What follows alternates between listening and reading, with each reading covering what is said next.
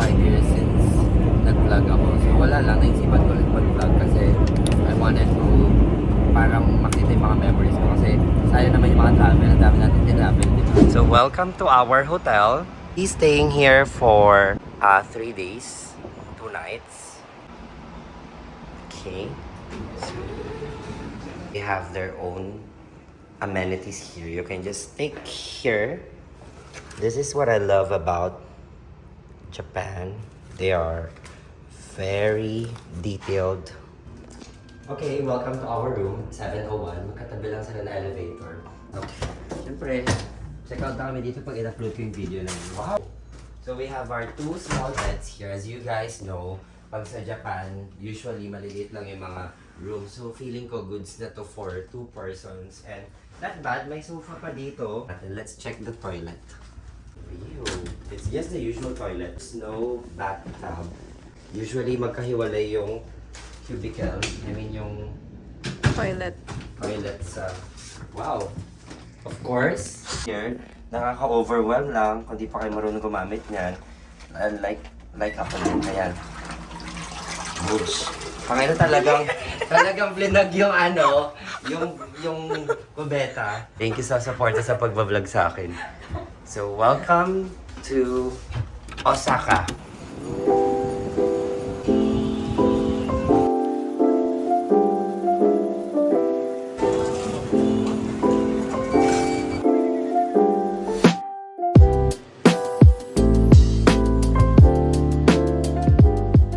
Here at Dotonbori, and then we just order takoyaki, coffee, of course, walang kamatayang Starbucks.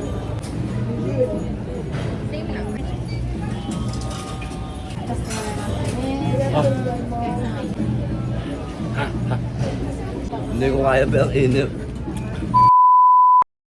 So this is America Mura, aka Baguio, Cannon Road, Charing. Welcome sa San Fernando, Pampanga. So usually ganito lang yung mga stores dito, medyo maliliit. Pero yun yung sikat na sikat yung Osaka tsaka Japan sa mga stores nila. And even restaurants nila medyo maliliit din talaga.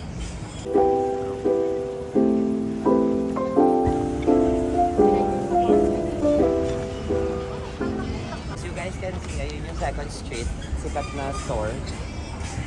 Wala lang, sikat na store. Wala nakasunod. Alam nyo, sabi nakakamiss dito sa Japan. Oh, alam mo taga dito. Ang OA. Irishaimasu. Arigatou gozaimasu. Charing. So, feeling ko malapit na to sa hotel natin kasi charing lang. Sabi kong ebas. So, I think ito yung part na medyo high-end yung mga stores. Ito yung part na ipapamukha sa amin. Hindi kami bagay dito sa part na to kasi wala kaming pambili pa. Okay lang nang walang pera, okay lang nang walang makain. Importante, nandito tayo sa Japan. At yun na po mga estati na nakapalda, parating na sila. Lumayo kayo dyan, ito na. This is the famous Shinsai Bashi. Alas nandito lahat ng mga stores. Welcome to Shinsai Bashi. Guys, welcome to Green Hills. Ang ako ng phone. Tulungan niyo ako. This is one of the most famous places here in Osaka.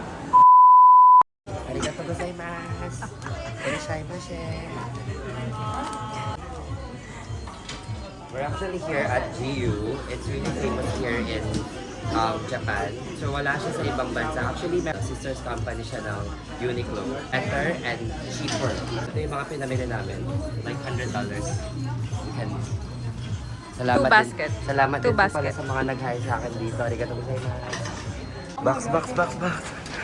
Oh, huli. Pero di kulong. First things first, ang unang gagawin sa Japan, mag-shopping. Happy ka naman sa mga pinamili mo. Yes. 20,000 yan lang. Di ba? Hindi buo ang Japan mo kundi ka nag-GU. Hey guys, so it's actually evening now. So marami pa rin kami energy. We haven't slept yet. But I just want to show you guys kung ano yung tsura ng Osaka. But I wouldn't suggest to go here like around afternoon kasi you won't appreciate it. Especially summertime, right? Medyo nakahula siya and medyo nakaka-haggard talaga. Pero at night, sobrang ma-appreciate niya talaga. Especially mga tao, yung energy niya at yung mga lights na binibigay niya. I would suggest na night talaga siyang i-visit, right sis?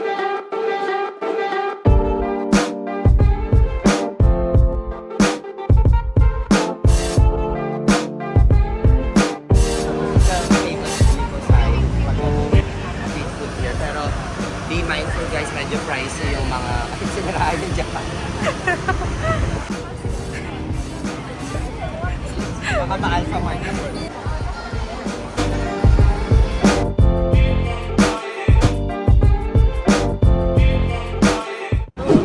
Welcome to Dotonbori. Ito yung sinasabi nilang New York ng Japan. As you can see, it's really, really busy here. Lahat, iba't ibang tao. Isa na ako sa mga ibang tao dito. Summer, busy pa rin siya. But, you know, that's the beauty of Japan. Dinadayo ng mga tao.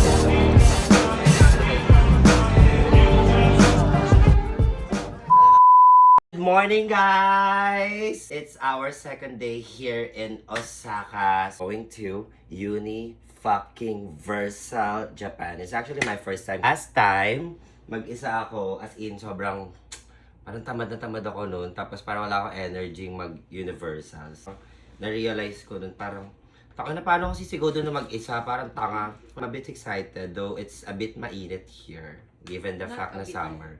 So, hopefully, ma-survive ko tong outfit. Stay natin na to. It's our first time to try the metro. But one of the struggles of using metro is wala talaga sila escalator or elevator. So, welcome to Japan, guys. Yung talaga dito sa Osaka, luma. Yun yung signature din. It's not giving. Sorry. Grabe ang haba ng train nila dito. Lala.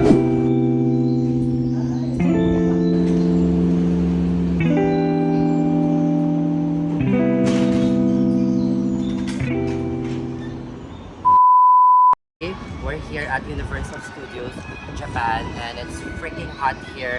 So I'm drinking my favorite caramel macchiato upside down. Upside down. Ang kalahati yung view kasi sobrang laki. Hey guys, welcome to Nintendo World. Yes! Just wiggle your hip and shake your chest. Just wiggle your hip and shake your chest. Just wiggle your hip and shake. Just wiggle your hip and shake your chest. Just wiggle your hip and shake your chest. Just wiggle your hip. Just wiggle your hip and shake your chest. Actually here at Wizard World. Sorry. Pota.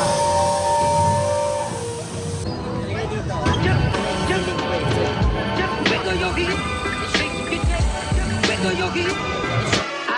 Just wiggle your hip and shake your chest. Just wiggle your hip and shake your chest. Just wiggle your hip. Just wiggle your hip and shake your chest. Just wiggle your hip and shake your chest. Just wiggle your hip. Just wiggle your hip.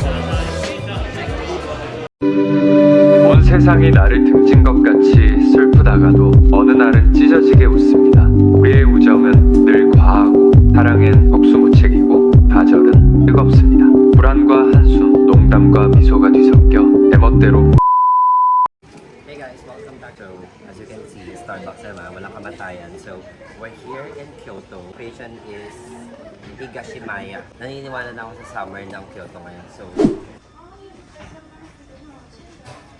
Sisam, welcome to our second hotel.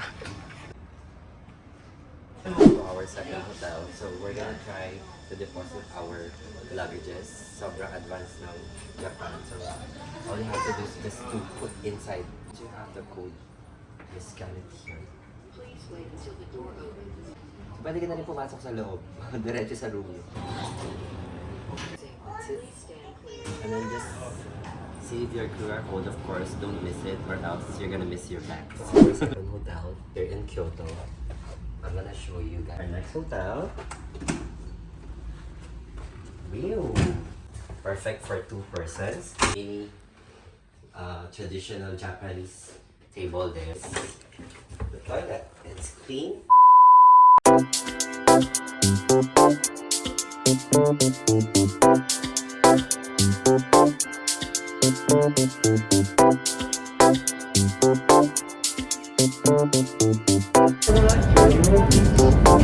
my gosh.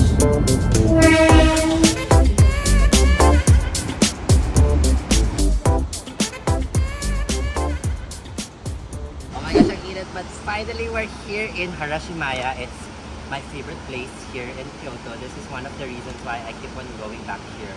So, let's show them the view.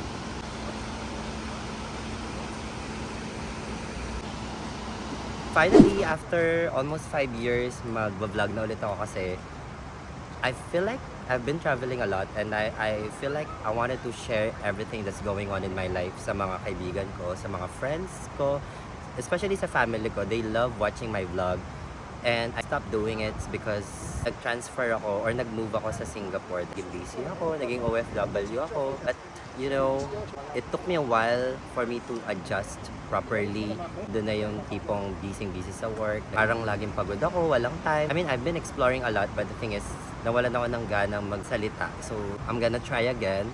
I'm gonna give you some glimpse sa mga ginagawa ko sa life right now. I'm only using my phone, so sorry sa mga audio.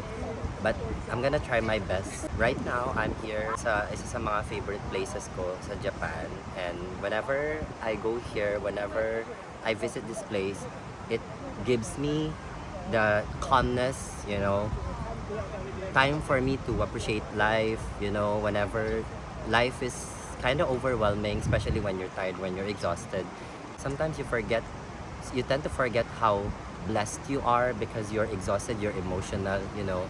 But this place really reminds me to just be slow and appreciate life. Sa lahat ng mga nanonood dyan, sa lahat ng mga nagsusupport and nagmamahal sa akin, thank you so much guys. I hope next time makabili na ulit ako ng camera and matuloy-tuloy ko na ulit yung pagbablog ko. Thank you so much and I'll see you.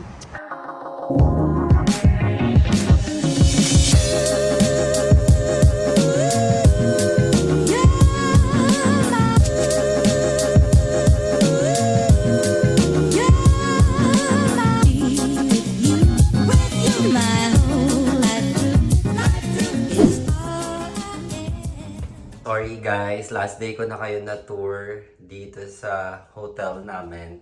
So this is our third hotel. We're here in Tokyo. Grabe. Parang minasakar yung room namin. The struggle.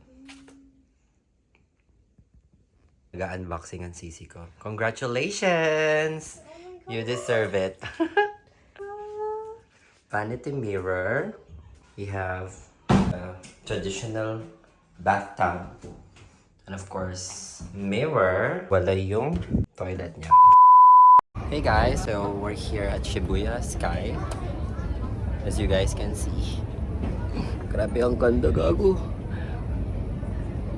Ayan, ito lang itinerary namin. So usually, ang dami-daming tao dito. But it's summer. Look at the sun. It's giving, like, masusunog ka talaga. But yeah, we're here. I'm so happy. Happy na nadala ko kayo dito. Okay, maraming salamat sa mga dumating sa briefing. Okay, start na tayo. Wala na po yung mga president. Mga student for today. Lesson number 1. Hindi yung mga student. Hey, nakakapagod talaga maging teacher. Dito na tayo sa... Okay. Ito kayong lahat. Bawal na kay Gabi. Nagsagman pa naman kayo. Sis, patulong ako. Sis, patulong ako. Kailangan natin bumaga. Yung pumutok na ano, gago may pumutok. Nagago na din na speed game. Oh my gosh, finally it's my favorite time of the day. It's sunset time. So, I wanna show you guys the beauty of Japan. Grabe, ang ganda dun, oh. Grabe.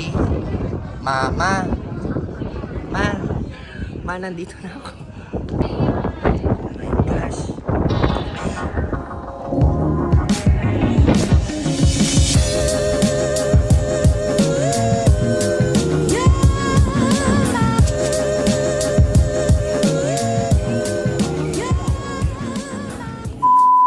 Welcome to Shibuya. So this is one of the busiest places here in Japan kung saan kayo makakapag-shopping. Kung gusto nyo maraming shoes, maraming mga damit, just walk from Shibuya Sky. So we're back. It's just 3:49 p.m. and we're still waiting for our flight. Our flight is at 4:50 p.m. We still have an hour to explore the airport, but unfortunately dito kami sa Terminal 1, so I think it's not the main airport here, so medyo maliit siya and medyo limited yung mga options. Yeah, so guys, nandito na tayo sa loob ng plane, so we're going home. Right, ayoko pang umuwi. So we're riding Zip Air, not bad, maganda.